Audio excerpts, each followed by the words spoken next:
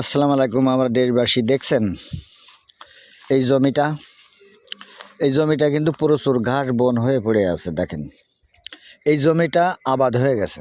এই জমিটা এখন যদি অন্য কিছু লাগানো হয় তাহলে কিন্তু এই পরিপূর্ণ একদম পুরো এরকম জমিন এরকম করে ফেলতে হবে। এরকম আবাদ থাকলে কিন্তু চাষ করা যাবে না। বাংলাদেশের এরকম একটা অবস্থা হয়েছে, এই যে এরকম আবাদ হয়ে পড়ে আছে। 1 ইঞ্চি জায়গা যদি আপনি এখন যদি মুক্ত না করেন, ওই আবাদে পুরোটা মনে হবে যে একদম এরকম ভরে যাবে। দেখেন, এটা কিন্তু ভরে গেছে একদম পুরো আবাদ হয়ে।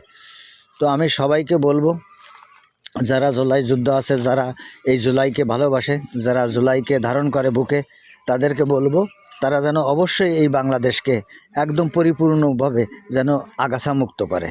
তো সবাই ভালো থাকবেন। আল্লাহ হাফেজ।